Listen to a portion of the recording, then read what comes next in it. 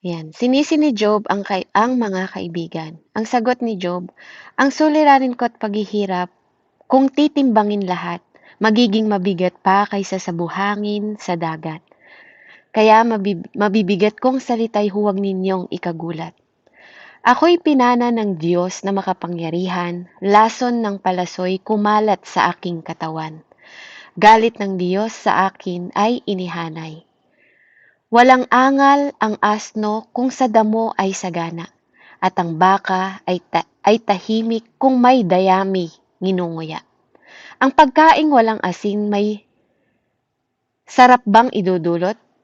Mayroon bang lasa ang puti ng itlog? Sa lahat ng iyan ay nawala ang gana, ang aking gana, sapagkat kung kainin ko man, pilit na ring isusuka. Ibigay sana ng Diyos sa akin ang hinihiling, sana'y ipagkaloob niya sa aking hangarin. Higit ko pang nanaisin ang aking ikagagalak, ang buhay na taglay ko, ay bigyan na niya ng wakas. Kapag nangyari ito, ako'y liligaya, sa gitna ng pagpaparusa, lulundag sa saya. Alam kong banal ang Diyos, kaya hindi ko sinusuway kanyang mga utos. Ang lakas ko ay ubos na. Hindi na ako makatagal kung wala rin lang pag-asa, ay bakit pa mabubuhay? Ako na may hindi bato at hindi tanso ang katawan ko. Ako'y wala ng lakas upang iligtas ang sarili ko. Wala na akong matakbuhan upang hingan ng saklolo. Sa magulong kalagayan, kailangan ko'y kaibigan. Tumalikad man ako o hindi sa Diyos na makapangyarihan. Ngunit kayong mga kaibigan ko'y hindi ko maaasahan para kayong sapang natutuyo kapag wala ng ulan. Kung taglamig, ang ilog ay pawang yelo. Pagsapit ng tag-araw, nawawalang lahat ito. Ang ilog ay natutuyo, walang laman kahit ano. Sa paghahanap ng tubig, naliligaw ang mga manlalakbay at sa gitna ng disyerto ay doon na namamatay. Naghanap ang manlalakbay ng taga-Tema at taga-Seba, ngunit pag-asa nila'y nawala sa tabi ng tuyong sapa.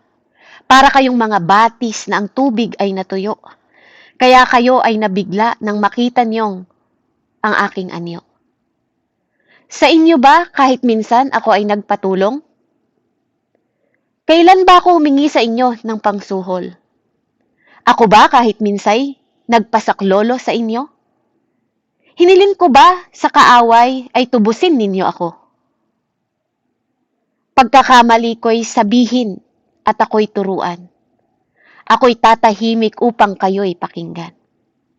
Mga salitang dapat kay gandang pakinggan, ngunit ang sinasabi ninyo'y walang katuturan. Kung ang sinasabi ko ay walang kabuluhan, bakit ninyo sinasagot itong aking karaingan? Kahit na sa mga ulilay kayo'y magpupustahan, pati kaibigan ninyo'y iyong pinagsusugalan. Tingnan ninyo ako ng harapan. Hindi ko kayo pinagsisinungalingan. Lumalabis na ang mali ninyong paratang. Tigilan nyo na iyan pagkat ako'y nasa katwiran. Akala ninyo ang sinasabi ko'y hindi tama at hindi ko nakikilala ang mabuti sa masama. Purihin po ang Panginoon, tayo po'y manalangin. Panginoong banal, o Diyos ng kataas-taasan, luwalhatiin niyo yung pangalan, Panginoon, sa mga oras na to, sa mensahe, Panginoon, ng buhay ng aming Tatay Job, Lord, na iyong kinasangkapan at ginamit, Panginoon, sa panahon ng kasakitan, Lord God, ng pasakit, Panginoon, ng pangungulila, Ama. Lord, maraming salamat po sa mensaheng ito na ipagkakaloob mo sa bawat isa sa amin sa mga oras na to, kung paano niya, Panginoon, Lord, dinanas ang mga kasakitan na to, Lord God, kung paano mo siya binigyan ng inspirasyon, kung paano, Panginoon, siyang nagpatuloy sa kanyang paglilingkod sa kabila, Panginoon, ng paghihirap, Ama. Maraming salamat, O Diyos, sa mensaheng inihayag mo, Panginoon, mga revelasyon mo, Panginoon, na maipaparana sa bawat isa sa amin sa mga oras na to. Panginoon, patuloy mong kasangkapanin ang iyong lingkod. Panginoon, patuloy kang mangusap sa bawat isa.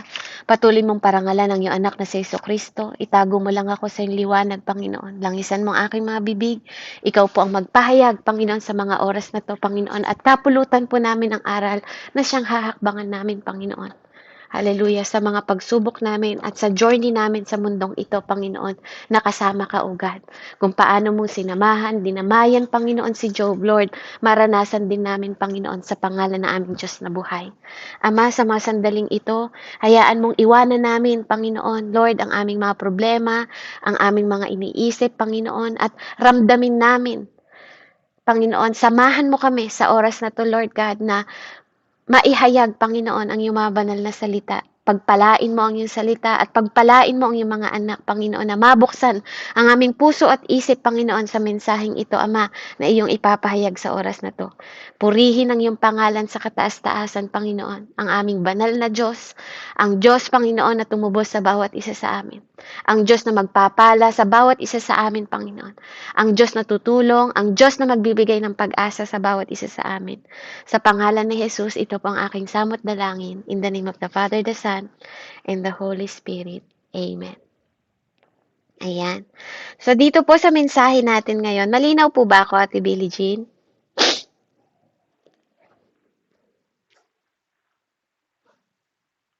Amen, sis. Ayan. Ayan. So, pag-aralan po natin, ano? Hallelujah. So, marami po tayong naririnig na pasasalamat sa bawat isa sa atin. Salamat po sa Panginoon. Tunay po, ano, na dapat tayong magpapasalamat. Ano man ang ating pinagdaanan dahil yan po ang salita ng Diyos. Give thanks to the Lord. 'Di ba? Sabi niya. Ano, imbis na mag-complain tayo, magpasalamat po tayo. So, dito po sa mensahe, ano, dito, ang una ko pong ano dito, why napaka-importante po na mag-give praise tayo, no? Bakit po? Why giving praise is more important than complaining? Bakit mas mahalaga na magbigay tayo ng papuri sa Panginoon kaysa mag-complain tayo na mag-complain? Dahil ito yung pinakitang karakter po ni Job, no po, sa lahat ng kanyang pinagdaanan.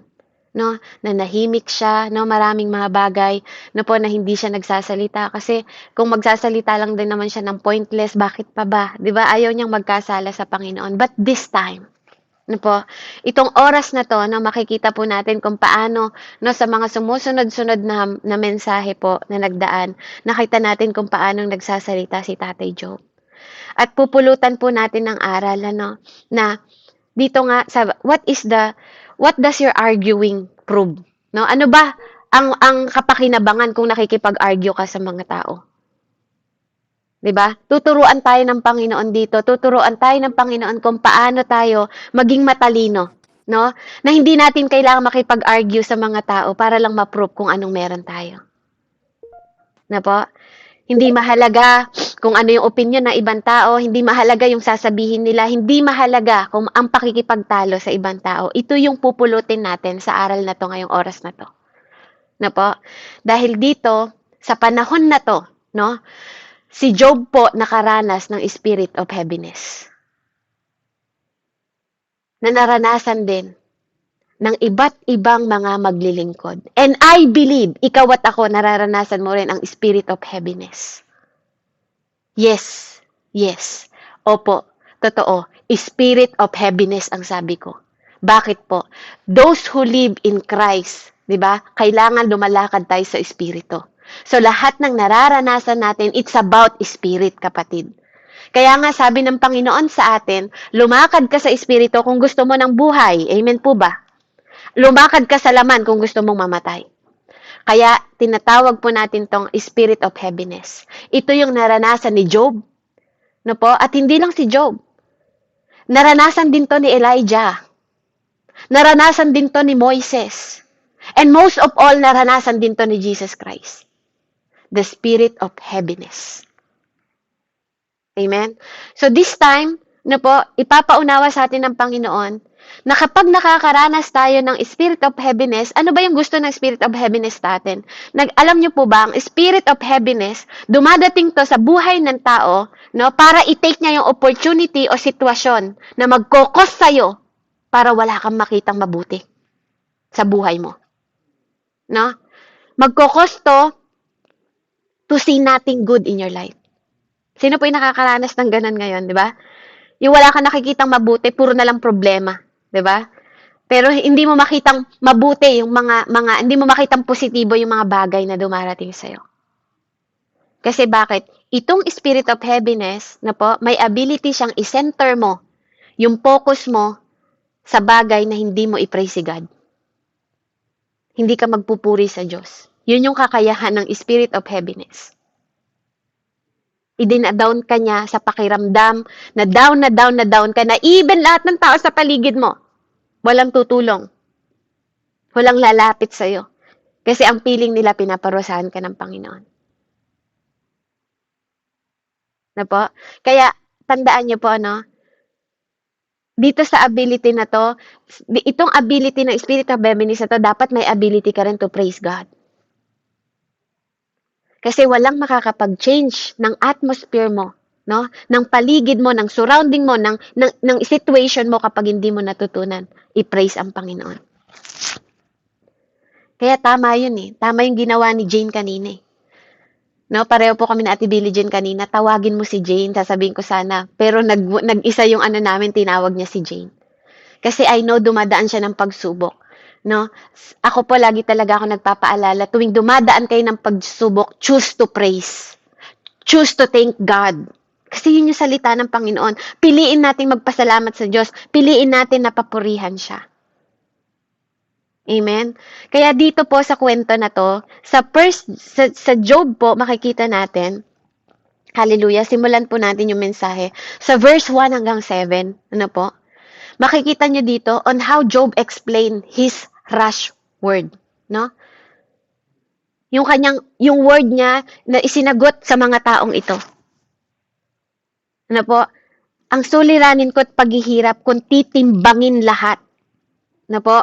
Parang, yung bigat, do you need milk? Okay.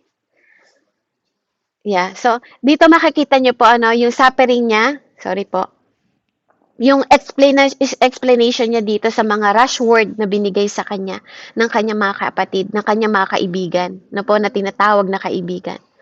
Sabi niya, kung titimbangin nyo lang, yung nararanasan ko, no? Maging mabigat pa kaysa sa buhangin na dagat. Ang bigat, po, nakita natin yung mga nararanasan ni, within 24 hours, you lost your family, 'di ba? You lost your inheritance, you lost everything. At hindi yun madali. Kapatid, baka nga mawalan ka lang ng isang anak, 'di ba? Yung paghihinagpis mo sobra-sobra. Hindi madali yung pinagdadaanan that time, no? Ang kailangan sana niya yung kaibigan na makikinig para sa kanya. No, yung kaibigan. Hindi eh, sabi niya doon, ako'y pinana ng Diyos. Pero hindi niya, ako'y pinana ng Diyos, no? Yun lang sinabi niya, yung arrow. Yung arrow, sabi niya, for the arrow of the Almighty are within me. My spirit drink, sabi niya, in their poison. Yung arrow, 'di ba, yung pana, 'di ba? Kapag nilagyan mo, 'di ba, yung pumapana sa mga may lason po yung arrow noon, kaya nga nakakamatay yung nila. No, hindi niya sinasabing yung mga kaibigan niya ang pumana niya sa kanya this time. Ang sinabi niya, yung Panginoon. No, kasi alam mo, kapag kilala mo ang Diyos mo, mabuti at masama ang nangyayari sa'yo, pasasalamatan mo. Kaya, nakita na si Job, there's a time na tahimik lang siya. 'Di ba, lahat tinitiis niya. Tiniis niya lahat yun eh. Kahit nga may mga ketong na siya sa katawan niya, tiniis niya yun eh. 'Di ba? Hindi siya nag-complain, bagkos, 'di ba? Sabi niya, galing ako sa buhangin, babalik ako, 'di ba? Gawa ako sa putik, babalik ako sa alikabok, 'di ba? Sabi niya gano'n. 'Di ba? Nag-praise pa siya eh, 'di ba? Naghubad pa nga siya sa harap ng Panginoon, 'di ba? Nagpuri pa siya. Panginoon, I am nothing, sabi niya, 'di ba? Pinanganak akong wala, kaya babalik akong wala. 'Di ba? Kasi alam niyo kung bakit? Kasi nauunawaan niya kung sino 'yung Diyos niya. No po, sana ganun din tayo. Sana po nauunawaan din natin kung sino yung Diyos. Kaya sabi niya dito, yung galit ng Diyos ang sa akin ay hinanay. No, sino yung nakakaranas dito na sunod-sunod yung problema mo na parang sinasabi mo na sa Panginoon, Lord, tama na. Lord, 'di ba? Pwede po ba isa-isa lang? Lord, wag naman pong sunod-sunod. Lord, hindi ko na kaya. Lord, patayin mo na lang kaya ako. 'Di ba? Kasi ito yung sinasabi ni Job eh.